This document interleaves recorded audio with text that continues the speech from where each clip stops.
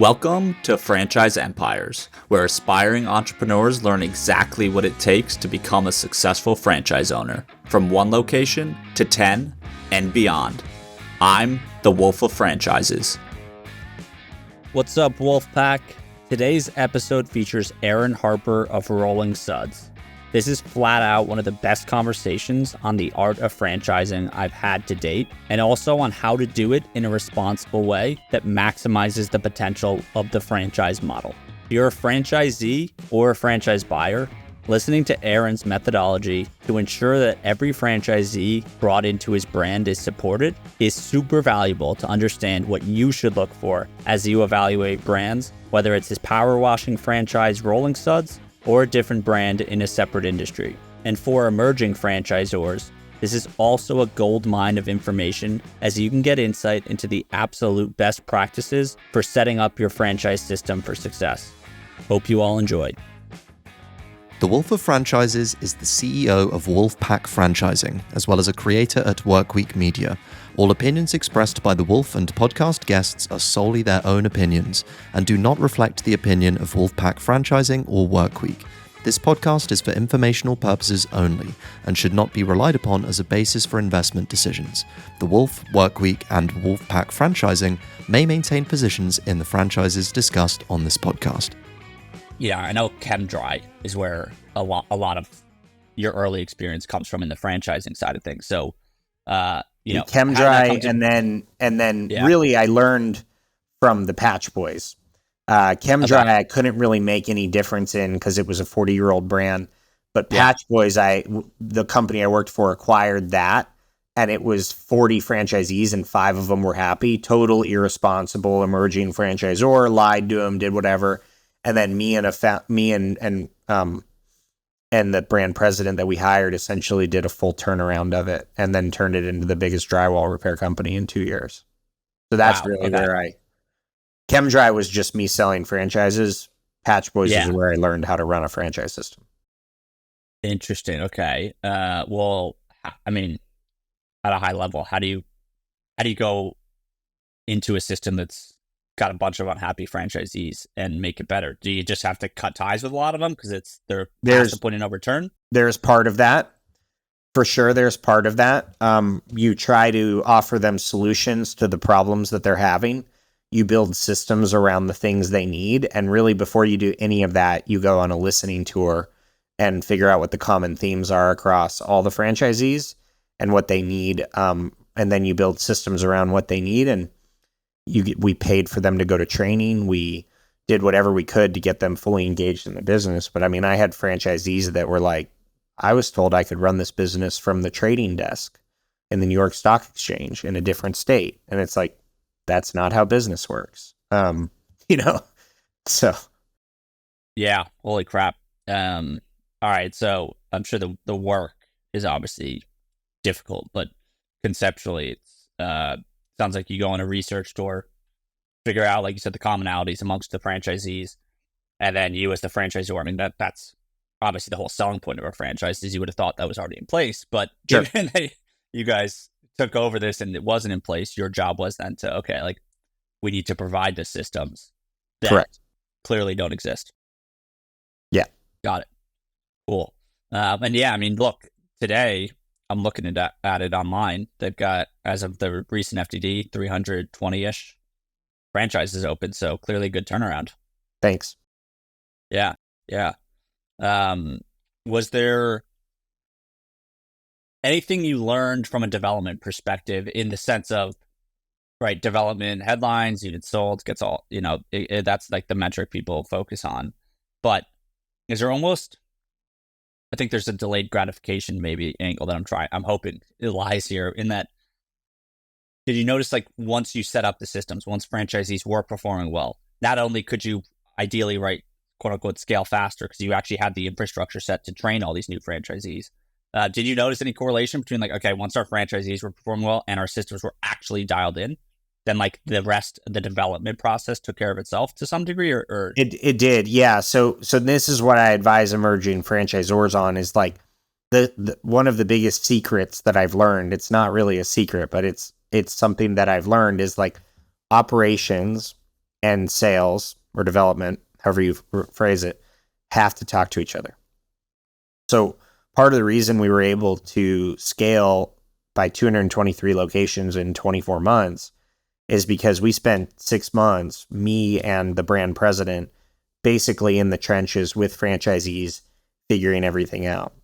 And we were effectively the first 2 full-time employees on the business that had 100 units sold, but not necessarily 100 units open.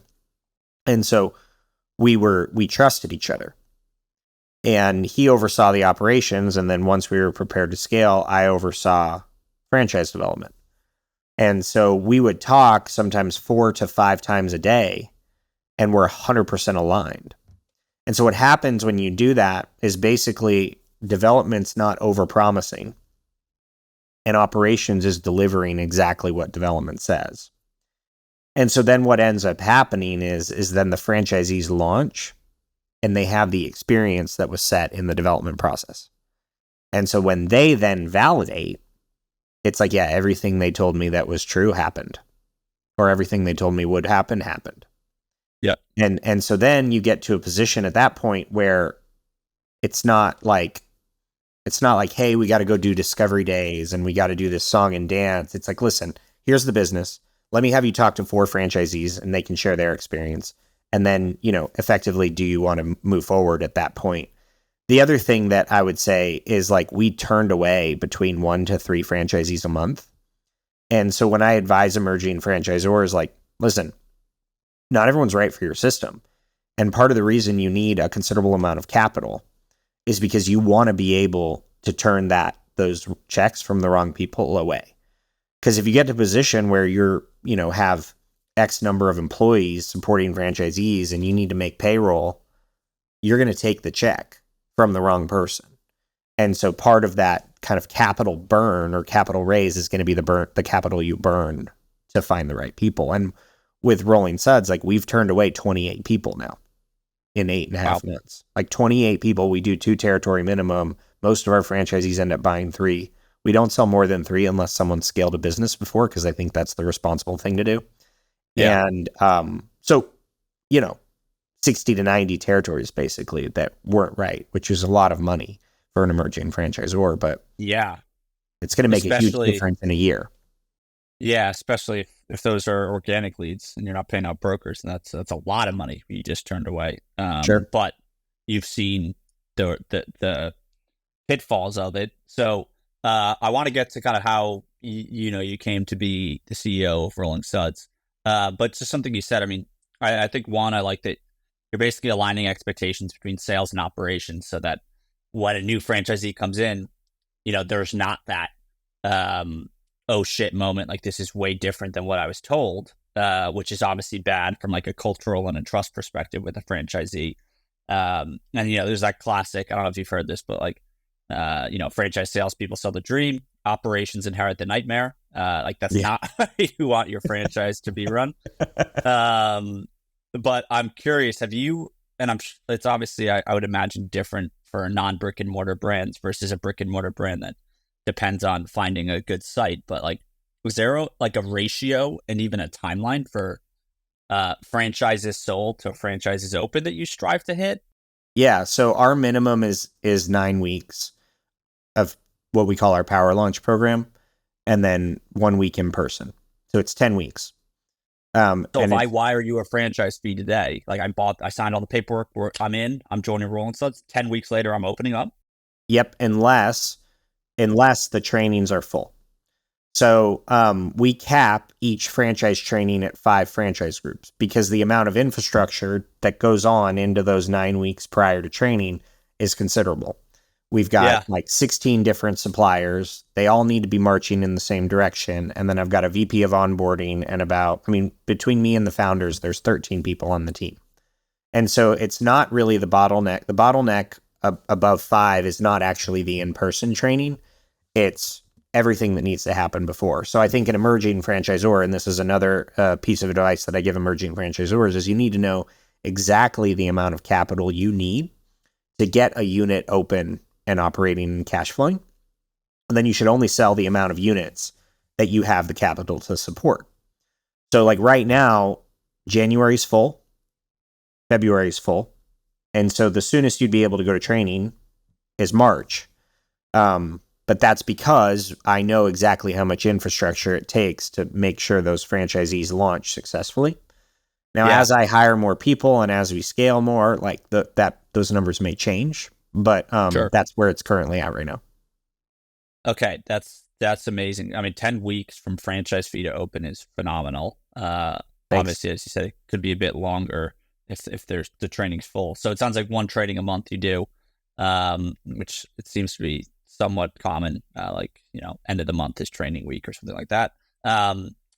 I am curious, how do you kind of track and manage, right? Because I'd imagine with each incremental franchisee that joins Rolling Suds, it's more like, let's call it maintenance or operational support then that is demanded of your team. So, do you ever think, oh, well, even though we can afford, like with our cash flow support, training another 5, but it's like, oh, but then that new 5, they're going to launch. And we know in month 1, those 5 new franchisees are going to be calling us every day with questions. Like, how do you think about that? Yeah. So I basically have, including the founders, plus our business coach, plus what my marketing team does to support franchisees from a leads perspective, we effectively have 4 coaches that support franchisees at different levels. And they're, the industry standard, I think, is like between 20 to 30 franchisees per business coach. We've launched 5 franchisees in 15 territories. We started franchising in February. Our first training was in June. Our next training was in August. And then we had a training last week. So we have 22 units open and operating across 7 franchisees right now. But we have 13 people on the team. So we have essentially double the amount of staff that we do franchisees open and operating. And that was by design. I know what we need to do now to support a 300 unit system and the systems we need to build now, and then when to like kind of pre-hire some people. And then I'm interviewing a new person and building my bench once every 10 days. And we've typically this year, we've hired someone every 14 to 18 days on average since February.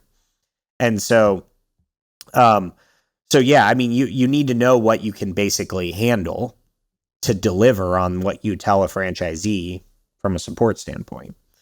And then suppliers provide a ton of support in addition to that, and they're referred to as vendors in other industries.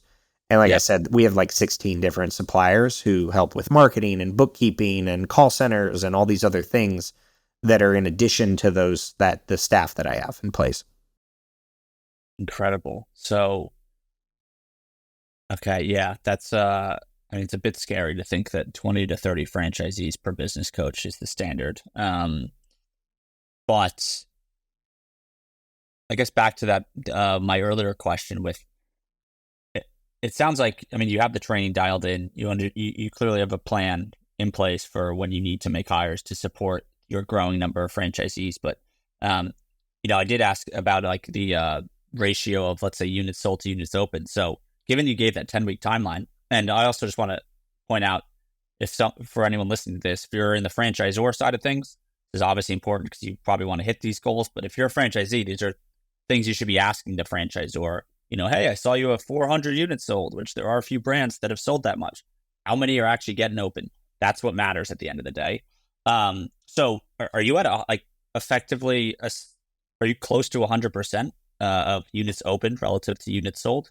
No. So we've sold 59 units. Yeah. Which is a total of 20 franchisees. Okay. We did 3 trainings this year. So June, our cap this year was 3 per class, but that was because we added more staff. And so now our cap is 5. There's an element of like when the best time to launch is of our business, because it's power washing. So we didn't launch anyone in December. And so the franchisees who have signed or who are signing now are opening in Q1 of next year. So we're at 59 sold, 22 open. but everyone else is signing now and opening next year at the right time for the business. Yep. Right. So there's an element of that to it. Next year will be a lot closer to sold 10 weeks later, open, sold 10 weeks later, open. But we capped it at what we knew we could handle the right way this year. And I guess, maybe units sold might not be the best way to ask it, because it's more like how many franchisees have bought territories versus, right? So like 59 is probably the number of territories they signed on for, but it sounds like you guys have, what was that? 7 franchisees. 7 franchisees open and what we do is we open all the territories at the same time. And then we invest part of the franchise fee back into marketing in their local market, in addition to what they do. That's what it's supposed to be for. No one ever says that. Holy crap, man. Yeah. I mean, I remember like one of my first weeks on the job, I learned about this industry. Started at a franchise sales organization. So really sat at the intersection between franchisors and that franchisee transaction. And but my boss early on was former director of development for Mathnasium and a few other brands. So he's been in the industry for a lot of years, super knowledgeable guy. And I remember asking, what's the franchise fee for? Like, is that just like money that the franchise we're just going to take? Or like, well, how do I sell that to someone? And he's like, no, man. He's like, it's there for a reason. He's like, it's actually not much profit, if any. And one of the big things is like, yeah, we will use a big chunk of this to help them get open, to fly staff in for the grand opening, because it was like a brick and mortar brand. And they're like, also, we're going to spend $10,000 on Facebook ads right off the bat for them. And I was like, oh, sweet. But like that never happens, because most people just give 80 or 50 to 80% of the fee away to brokers. And, it's hard to do. So I love that. And we do it in-house. That's, as you know, we've talked about this. That's my background, right, is franchise development. That's what I've done for years. And I switched from franchise development into being a franchisor because I thought that there was a better way to do it. And so what we do is we invest that back into lead gen and the infrastructure to help them generate leads and all of that, which allows them to have a more successful launch. And so we're able to keep the majority of the franchise fee because of the way our cost structure is built and doing it in-house. When I talk to an emerging franchisor that's like, should I hire a franchise sales organization or should I do it in-house?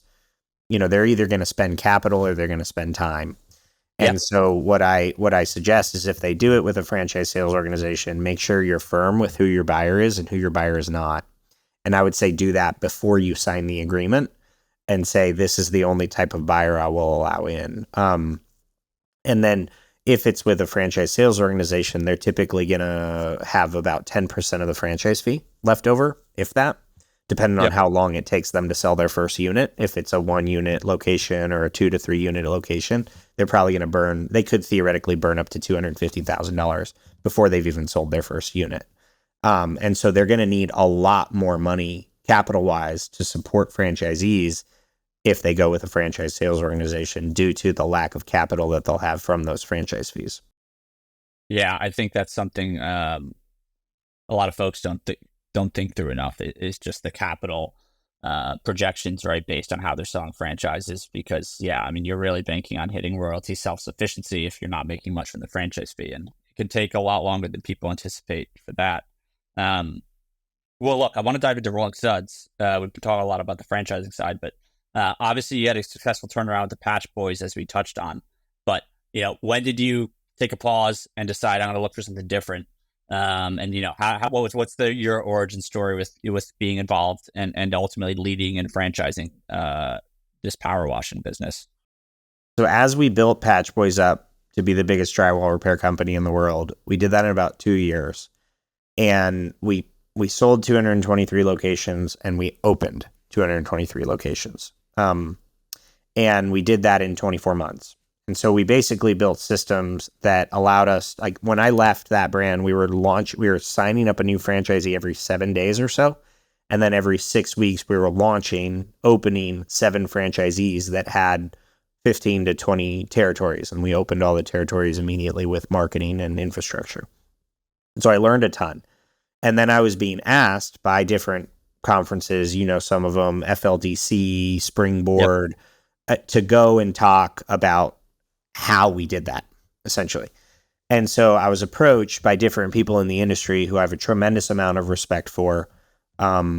David Barr, Brad Fishman, people that they're, titans of the industry. And they're like, Aaron, whatever you do next, like, I'm in. If you want me, like, I'm in. I'd love to invest if you give me the opportunity to be part of it. And I think I could bring more than just capital. I think I could provide mentorship and so I was able to be selective. I didn't know that I was going to do this. I thought maybe I'd start a business and do some type of, franchise development strategy that would be kind of a little bit more transparent and that kind of stuff. I decided, listen, the only way I'm going to be able to 100% control what happens to the franchisee after the franchisee signs the franchise agreement is if I own the company, own the brand, have majority control, majority ownership. And so I set out to look for a business that I believed in the residential and commercial services space, because that's been my niche for years. And looked at about 24 businesses, which a lot of people who listen to your podcast are evaluating concepts. I was essentially in the same position as people who are looking to buy a franchise as last year, right? Just from the perspective of franchise to business to franchise. Looked at 24 HVAC, plumbing, solar, insulation, tree care. Met the founders of Rolling Suds in September. It was hands down the best business I evaluated. It hit every single box on my buy box. Founders are incredible people, family business, 33 years old. The Wendling family are just incredible, humble guys. And then we decided to partner. We finalized the transaction in January of this year of 2023. I acquired the franchising rights and I partnered with them in the franchise entity. They continue to run their corporate location, but they provide support in replicating their model. Raised capital at the same time, didn't know what a cap table was before I started raising capital. Like literally, I didn't know what a waterfall was. I didn't know what a class A, B, or C share was. And finalized both those transactions in January, started franchising in February, and have now become one of the fastest growing franchises in the country. I believe we've kind of struck a chord with a lot of, me and you talked about like the small business community of people who are kind of buy and then build, like that whole kind of space.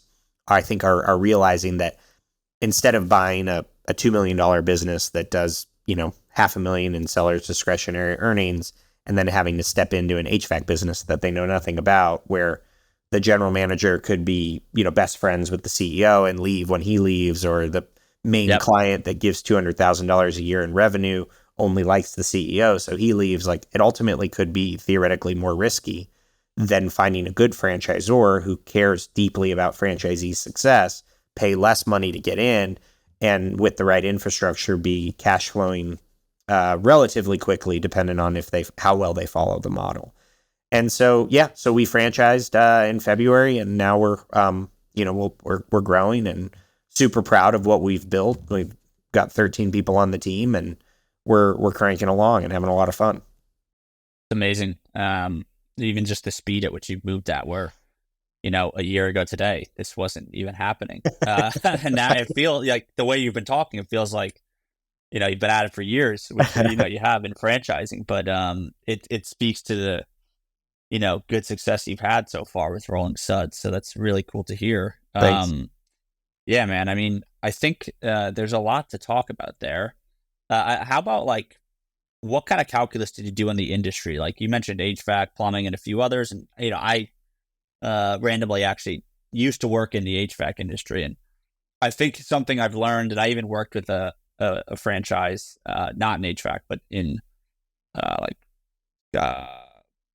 commercial security, from a tech perspective, like cameras and whatnot. Anyway, where I'm going with this is like, I worry it to a degree. It's obviously doable, but I worry to a degree of folks buying into a franchise where they can't do the work. So like HVAC's one of them, right? Because unless you're a licensed HVAC technician, you can't do that. And I also just know for that one specifically, not like something you just kind of figure out in a year. I mean, like the best HVAC technicians have been doing it for like 10 years straight. Right. And they're masters of their craft. And that is very rare to find, at least in the Northeast where I work. So anyway, I digress. I don't know. I don't think there's anything like that in power washing, but outside of the business, like Rolling Suds that was being run by that family, right? Like, was there anything about the industry that you liked and thought, okay, this can go national? Because there really isn't a major power washing franchise out there. Yeah, so it doesn't exist. There's no national leader in power washing. So on my list of things that I was looking for in a business, there were need to haves, and then there were nice to haves, and there were two nice to haves. And so I'll talk about one thing that you mentioned first, which was on my need to have, which is unskilled labor. With the last business I worked on, we needed drywall technicians that had at least 5 years of experience. Okay. That is really hard to find. We helped franchisees find an employee prior to opening. Every one of those franchisees that launched had an employee hired prior to going to opening.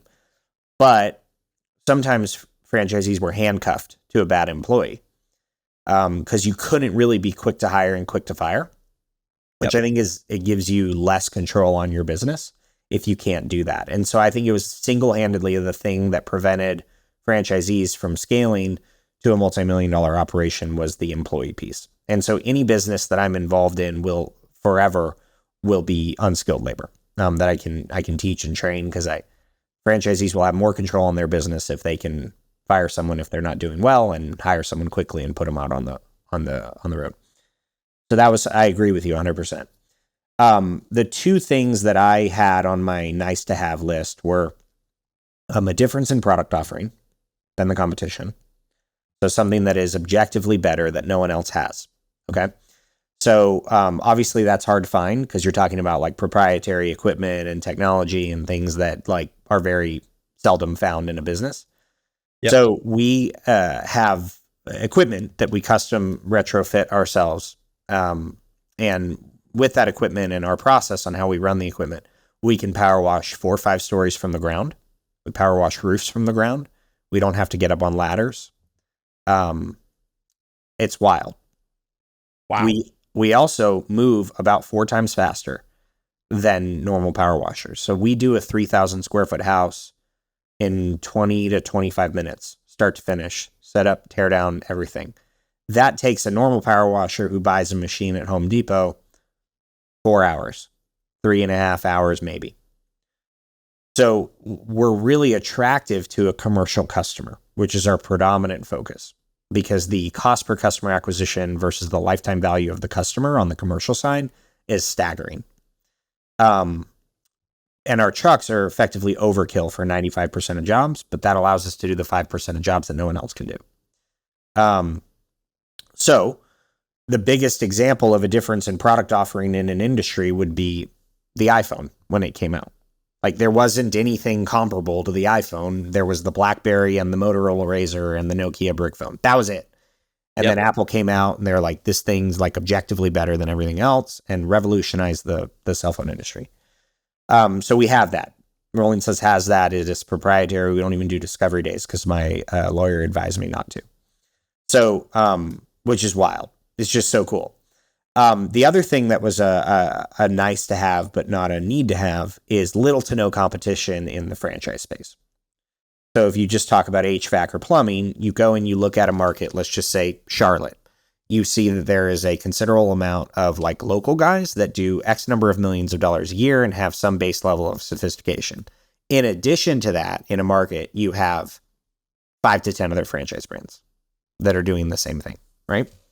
And I knew that whatever business I franchised, regardless of whether or not I had that, I'd be able to create a product and a service that was compelling enough to then grow into the biggest in the world, regardless of not having that. But having that makes it a lot easier to do that. And when I dug into power washing, there wasn't anyone doing what we're doing. There wasn't, not only was there not a national leader, there wasn't even a regional leader. And so I joined every single power washing Facebook group that you can think of. Power washing bros, power washing superheroes, power washing superstars, power washing business owners, and learned that the majority of the industry is led by people who do the power washing themselves. Yep. and they're making good money. I mean, they're making six figures themselves doing the power washing 6 months out of the year. And so I thought to myself, well, if we bring some base level of sophistication, some consistency in customer experience, a wrapped brand, some technology, wrapped trucks, polos like that, we'd be able to completely sophisticate and revolutionize the industry. The biggest example of this happening was 1-800-GOT-JUNK in the 90s. The junk business back then was a dude that had a truck and put junk in the back of his business. And then they came in with everything I just talked about and show that there's this massive market, sold out everything in the country, everything in Canada, and paved the way for college hunks hauling junk and Junk King and Junk Luggers and some of these brands that you can't get territory for if you tried. Yep. And so we're doing to the power washing industry what 1-800-GOT-JUNK did to the junk business in the 90s currently. And so if you have both of those things, difference in product offering, and you're the first sophisticated operator, it's the recipe for real disruption. Yeah, you're telling me. And just the way you're talking about it, with like wrapping things in technology and kind of doing some fundamental work that maybe isn't done well across the industry. I'm going to butcher the quote, but I had Chris Kenny, who's founder and of Level 5 Capital, a somewhat large franchise PE firm. But he said like the franchises he looks for and he thinks the best franchises are, professionalizing a small business concept that really hasn't been taken to like that level yet of professionalization and sophistication. And it sounds like that's kind of what you're doing with your concept. So, it's honestly really compelling. And, from this is maybe a bit in the weeds of the operations, but I'm curious, like, how does it work with cold weather climates? Like I grew up in New Jersey. If you're power washing something in January, I mean, that water's going to freeze, right? Or is there like antifreeze? You just put in it and it takes care of it. No, so we're our corporate location. That was my first question as well. Our corporate location is the 5 counties in Philadelphia and New Jersey. That's our corporate location. So for 33 years, we've continued to grow annually in a colder climate market. And we just do 80% of our revenue in 8.5 months in the year. So, damn. And what I'll say is, I mean, there's a couple things. If it's above 40, we're power washing. If it's 40 or higher, we're power washing. If it's below that, we're not. Because we're so heavy in commercial business, we'll give discounts to our commercial customers if they allow us to come out sometime in November when it's above 40. And that allows the business to be a little bit less seasonal. Very few power washers are focusing heavily on commercial. In the markets we've entered, we've been majority commercial with brand new franchisees, which has been incredible.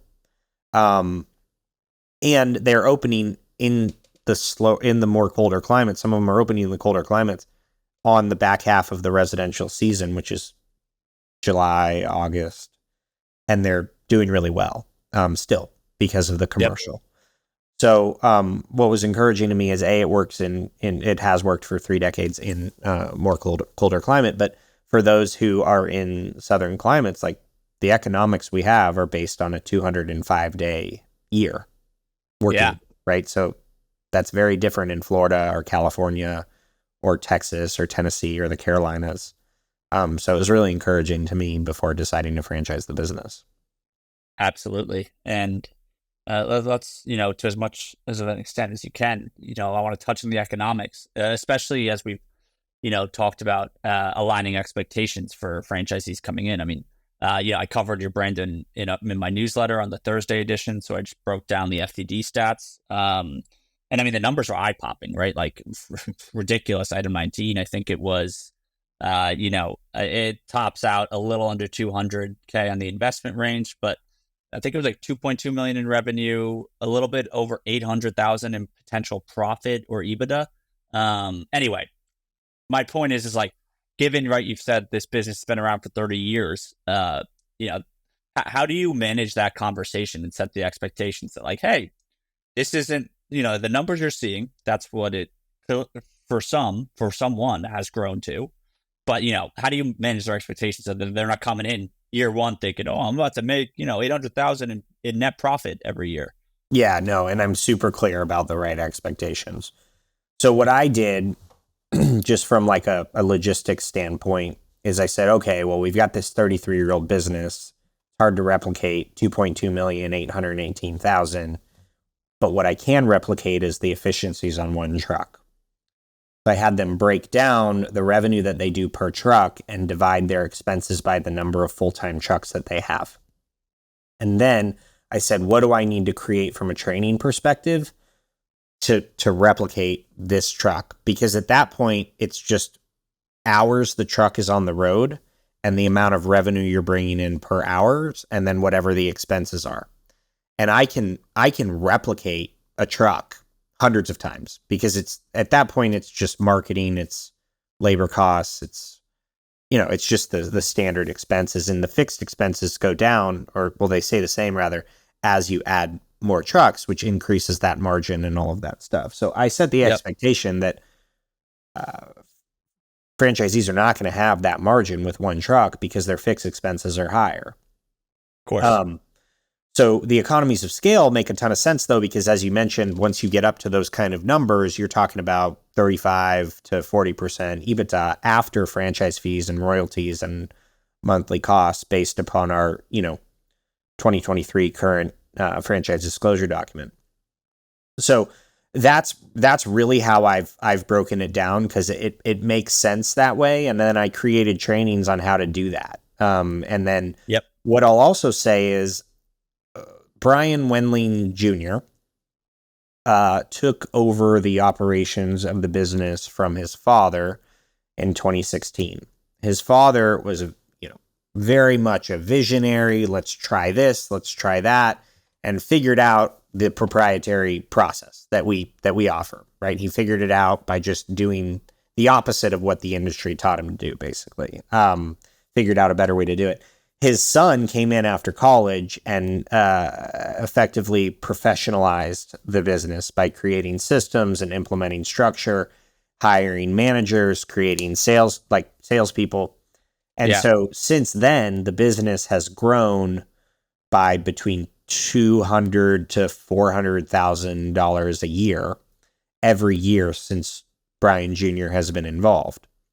And a large part of that reason is we have two outbound commercial lead generation companies that have worked with our founders. One they've worked with for 7 years, and another one they started working with 4 years ago. And so I approached them and said, I need a pay per lead basis for franchisees. And I negotiated with them. And so we essentially have an internal cold outreach to commercial customers program. And that's Fantastic. A large part of the growth and the reason for the growth. And so that's what I speak about, is just exactly what has happened and how it's gotten there. And so I believe that if a franchisee comes in and invests $250,000, $300,000 and does our system, they'll get to those numbers considerably faster. It's not going to take 33 years because we're just taking their model, condensing it down, and then it's just a math problem on how many trucks you can get. Yeah, I love that. And I think it makes total sense to think through, all right, like you're going to start with one truck. You have a certain level of fixed costs on day one. And, obviously each truck has more costs, but your margin, it makes sense that it'll get better and better as you add trucks. Yeah, wow. I mean, it's going to be exciting to watch kind of these franchisees perform, over the next few years. And even just, hearing you talk about it, you clearly have such an operational focus, and that's, a great thing. Something I've noticed in the service franchises, right, the non-brick and mortar brands, is, like I've had folks who, I had Greg Flynn on this show who has like 2,500 franchises all in the fast food or fast casual space. And then he did just buy Planet Fitnesses, but, had other folks who own hundreds of locations. They're always brick and mortar franchises. You've really broken down this business to just one truck. And then it's like, hey, rinse and repeat that with every new truck you add. And that sounds like to me the same mindset of a brick and mortar operator, right? Because that's why they're able to scale. It's like, all right, I have my four walls. there's a ceiling on how much I can do within those four walls. And once I hit it, I'm opening up another location. I'm just doing that over and over and over again.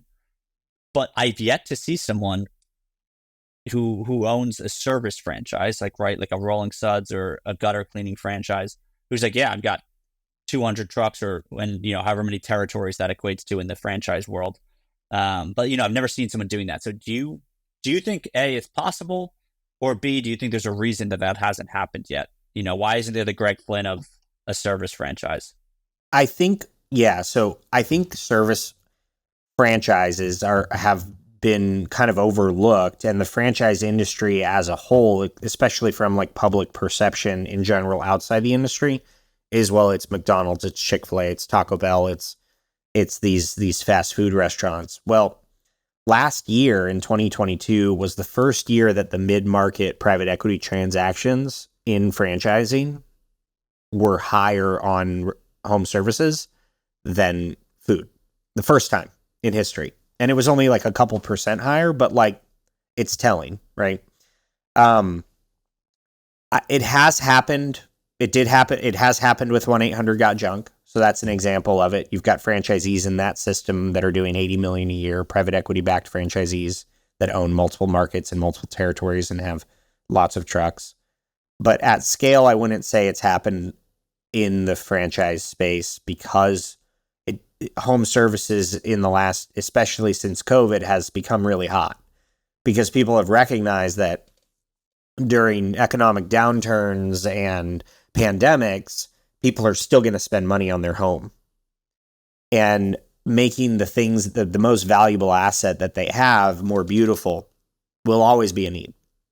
And so if you can bring a replicable model into a market where you can theoretically get, as many trucks as possible within a territory, I believe that that's a much better, and I guess not better, but like a faster way to profitability than building out another $600,000 store, right? Think about the debt service on that $600,000 store. For my model, you pay $35,000 down on a truck, and the payment's $2,000 a month, but the truck does about $2,000 per day in revenue. So like when you think about that at scale, it's like, okay, one extra location would be $600,000 if I go with this fast food restaurant or whatever the four wall, location is, or I can just get one truck to capacity and then buy another one, get that truck to capacity. And now I've spent, let's just say it's 3 trucks. You spent $35,000 times 3, and you're going to also make a higher margin on a home service business than you are a restaurant.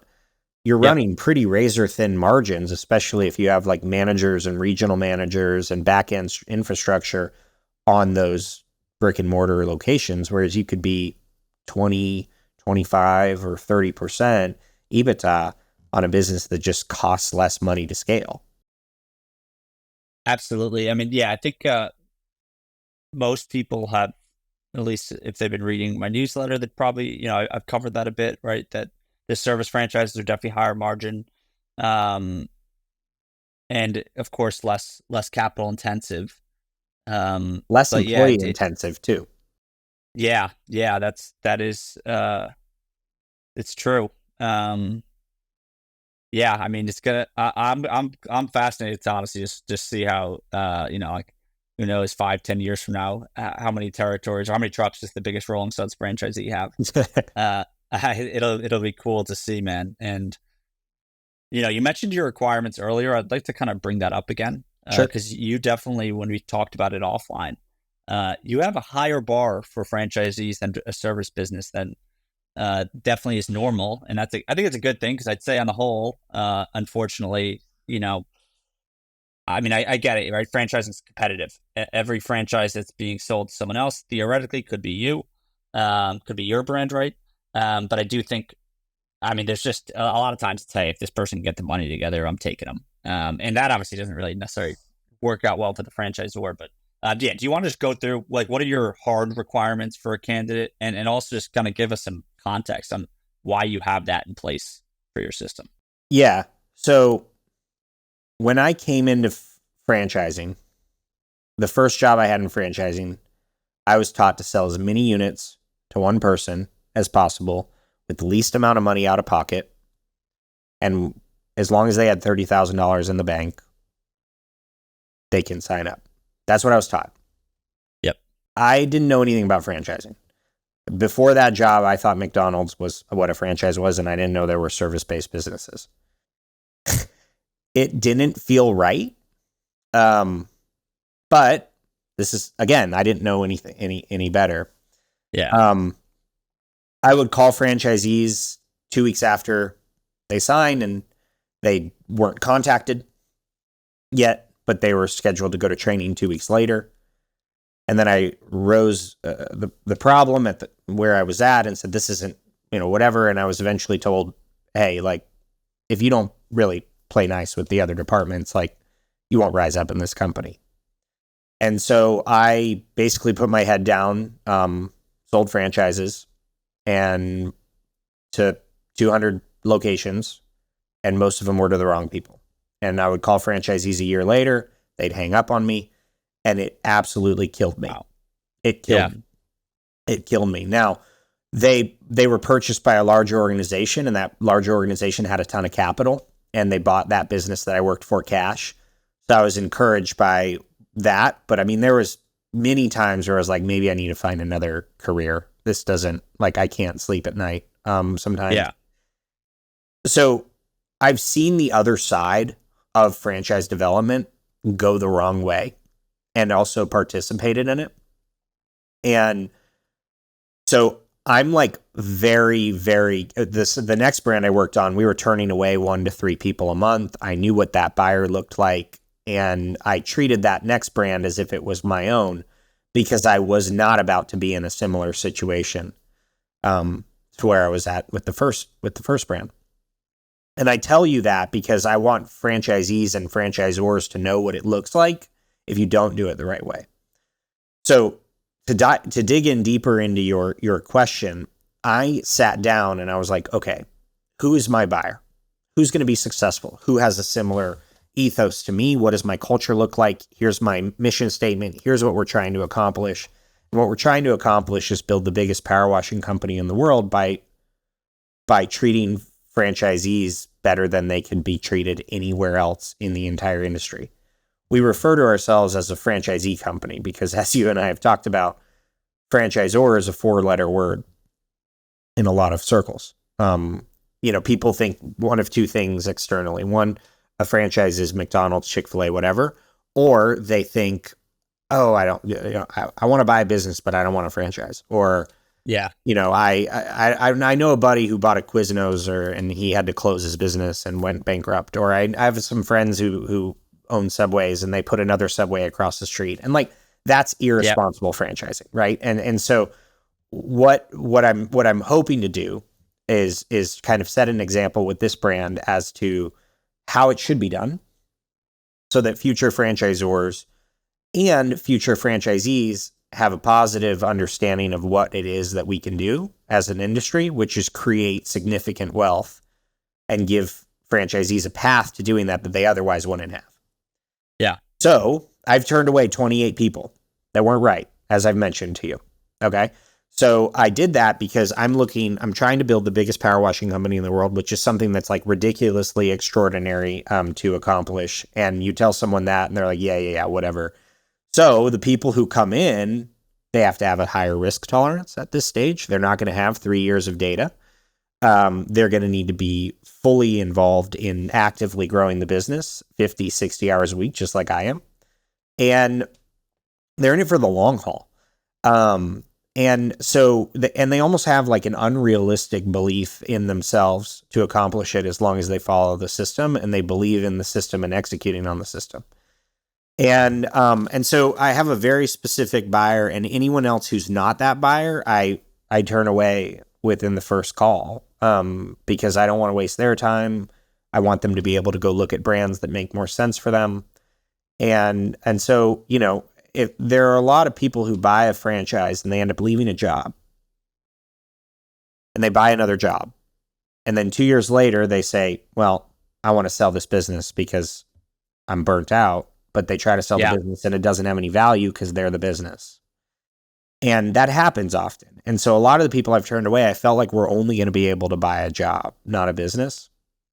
And so my whole infrastructure is designed to teach franchisees at the beginning to think like a multi-unit owner. It's less about salary and more about enterprise value. What's your long-term goal and how can we help you get there? And so, I just want to bring in people who actually have the capabilities to build a massive business. Like, it's not a 2 to 3 truck operation for the people who are coming in. They're thinking about this from a 5 to 10 to 20 plus truck operation. How do I own multiple locations eventually in multiple states? I want private equity to be interested in my business in 7 years. Like, those are the types of people we're bringing in, and they're leaving jobs where they're sometimes making $250,000 or $350,000 a year to scale this business full time. So, yeah. Well, a few things you said there. I mean, the example of what could happen, right? They work for 2 years in a they own a franchise for a few years, get burnt out, and they want to sell it. I just think that that's something I've wised up to, is that transfer rates within franchises, the resales, can actually be an indicator of the success. And like, I think what I would call the failure rate actually gets diluted, because a struggling franchisee or an underperforming one, it won't go down as a failure because they sold it to someone. But like, in reality, if they sunk a ton of money into it and they're selling it for a fraction of their revenue, I mean, they've lost a ton of money, and it won't go down as a failure on the books. But that is someone who probably would have been a lot better off just keeping their job. So I just think that's the way you were talking about it, something for people to consider when they're evaluating brands. But also, I mean, you have you gotta have a high capital requirement, right? Like $250K, I think is what you said. So yep. What's the thought there? Because that's obviously even higher than the initial investment range in your FTD. Yep. So we do a minimum of 2 territories. We are not thinking about this from the perspective of someone who is a single unit operator. There is a very different mindset for the person who buys 1 unit and wants to be a little bit more careful versus the franchisee who buys 2, 3 units. So from a psychological standpoint and from a goal standpoint, we're looking at people who want to build a big business. And in order to build a big business, you need multiple areas. And so that's another part of the reason we've been so selective, is because 2 territories is 500,000 people. That's, in some cities, half the city, right? So that's a big, or the whole city, depending on the size of the city. And so my expectation is that the person who buys those territories is going to grow to multiple trucks within each territory. And so the other thing is that when you have a capital requirement that's that high, you just attract a different type of person versus hey, if you have $50,000 to $100,000 in cash, we'll get you an SBA loan. You'll have a personally guaranteed 10-year note, and we'll get you started. Typically, the people who have signed up, they have the money and assets. They've exited businesses before. They've saved. They have a pretty considerable 401k that they might roll over. They have multiple homes. They have rental properties. So they're typically more financially savvy, which I think is important, because the more capital you have, the more risk you can take in a business. Where if you're chasing an SBA loan that's $6,000 or $7,000 a month, it's harder to take those big swings. And so that's what we're thinking about. I mean, for someone to be successful in 3 territories, they're going to need close to $300,000. And that includes working capital and down payment on truck number 1 and down payment on truck number 2. But it is a realistic number of what you need to spend in order to grow a massive enterprise. You need a good amount of investment at the beginning if you want to get to $2, $3, $4, $5 million a year business. Absolutely. And it's funny, as you're saying it, some people might be like, well, yeah, no shit, guys. That's not what it takes. But the reality is, it's not. There's a lot of franchises where that is not the requirements. That's not the mindset that's kind of imposed by the franchisor. So I really love where your head's at, man. And look, I know we got to wrap up here, but I want to end it with, we've talked about responsible franchise growth. How do you, when you see these brands that are out there, and if they're selling hundreds and hundreds of units a year, given what we've talked about, where you really have the expectations are aligned, the sales departments and ops departments are closely working together. There sounds like there should be zero expectation, misalignments or anything like that from franchisees coming in. So, and everyone's getting full support, not just financially from the franchisor, but operationally, right? So, like, I mean, what goes in through your mind when you see these brands that are selling all these units? Are you just like, oh, you're just like, because at a certain time, I think I'm like, there's no way an emerging brand can actually at a high level bring in all these new franchisees. But yeah, I'm curious for your take on, that kind of pocket of the industry. Yeah. So being someone who has experience in franchising and knows what it takes, you bring in someone who doesn't have any experience in franchising and they sell 150, 180 units a year to 30 people or whatever. It's just, there's no way they're going to get the units open. And there's no way they have enough capital necessary. And typically a lot of those brands are selling the businesses as either absentee or semi-absentee, which you and I have spoken about. Which means you basically now, as a franchisor, you have two franchisees. You have the one who thinks he can keep his job full-time or her job full-time, that wants to get a return on investment for a business they know little to nothing about. And then you have, as a franchisor, now you have the general manager who needs field support and training and ongoing training. You have two franchisees that you now need to support internally with one royalty stream. So it doesn't make a ton of sense, but 180 units are sold in a year. They're setting the expectation that they can buy 5, 6, 7 territories or 10 territories and hire a general manager to run their business full time. And what ends up happening is they end up having to leave their job anyways a year later, or they fold and it doesn't work.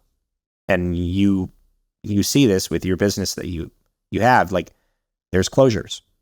And what the people who suffer are the franchisees who were told that they could do a certain thing that they can't do. And so it drives me absolutely crazy. And I, when I spoke, I was the keynote speaker at the International Franchise Association's conference for emerging franchisors. And it was I have never been the keynote before. I was terrified. It was over 300 people and I talked for 30 minutes and I probably rewrote my speech like 5 times before I went out there. And it's Friday night. My wife's like, "Can we hang out?" And I'm like, "No, I have to go sit in front of my computer and obsess over my speech." But the point that I was trying to get across is like, listen, this is exactly how you do it. And we covered what happens when you're irresponsible and my experience with that. And then I went through 10 things that the franchisors can do to grow their business to grow their franchise brand responsibly. And I kind of I really put a definition for the first time on responsible franchising. And now the International Franchise Association is looking to make that kind of the standard, which is really exciting. And so I put, responsible franchising is a commitment to integrity, fairness, and unwavering support for franchisees, guiding them transparently and consistently on their journey as a franchisee so they can have predictable, repeatable, and scalable results. I also decided, just in my analysis and my years of experience, that there are 4 core tenets of responsible franchising that if you look at becoming a franchisor or someone who's looking to become a franchisee, you can ask these questions and say, well, how do you handle these 4 things? And so those 4 things are capital adequacy. So a franchisor needs a lot of money and they need to be able to have enough money to get all of the units open and to royalty self-sufficiency, assuming very little income coming from franchise fees, especially if they're using brokers and sales organizations. That's one. Choosing the right franchisees, so knowing exactly who your buyer is and who your buyer is not, and turning away the buyers who are the franchisees who are not right, and explaining to them why they're not right, and setting the proper expectations with the people who are selling the business. And then setting clear expectations, which kind of gets me into the next part, saying, okay, this is exactly what you can expect. And then talking to operations regularly, because if they can expect something different or that's not the right franchisee, sales needs to change what they're saying in order to continue to set that expectation, which is why franchise development and sales should talk to each other. And then sustainable growth. So if you're adding more franchisees than you're feasibly opening, your average unit volume's not where it needs to be, and the value of your business and the value of franchisees' business considerably decreases.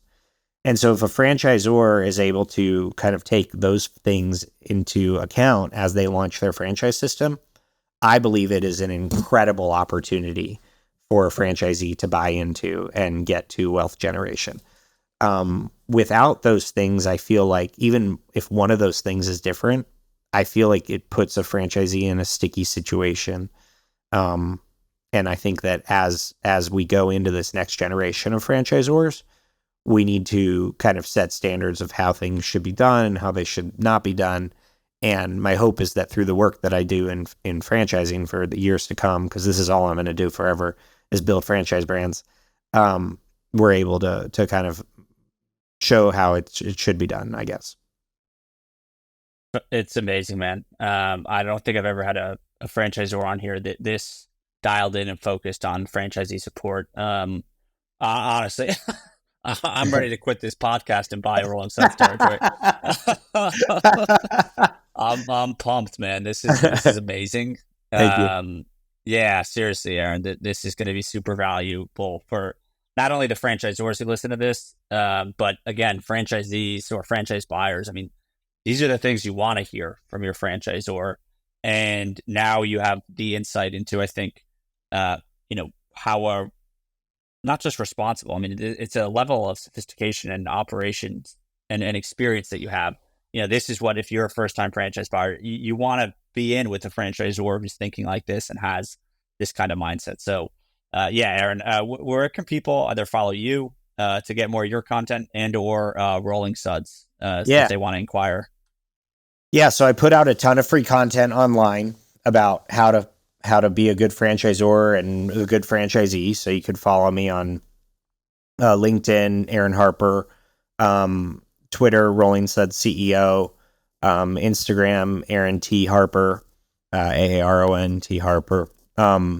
And we'll be continuing to do that, putting short form content out. I want as many people as possible to get as much free advice on franchising as possible so that we can say, hey, like franchising is not just McDonald's or Subway or Quiznos. Like there's actually good franchisors, and let me tell you about who they are and why they're good.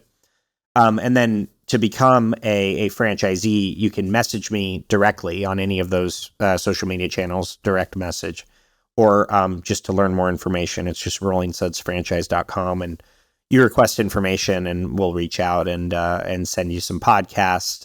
If you type in Aaron Harper Rolling Suds, there's probably like 14 podcasts I've been on in the last year. So there's a ton of like content that's just organically out there you can just listen to. So those are some places. Amazing. Look, we'll plug guys Aaron's LinkedIn, the Rolling Suds website, and a few others in the show notes, so you can follow him along as well as take a look at Rolling Suds. I know I'm super excited by this and to see the growth, man. So thanks again for sharing everything. And hopefully we can talk soon. Yeah, absolutely. Thanks for having me on. Thanks, man. Thanks for listening to Franchise Empires. We're coming to you soon with actionable insights to take the next step on your franchise journey. So make sure to subscribe on Apple, Spotify, Google, or wherever you listen.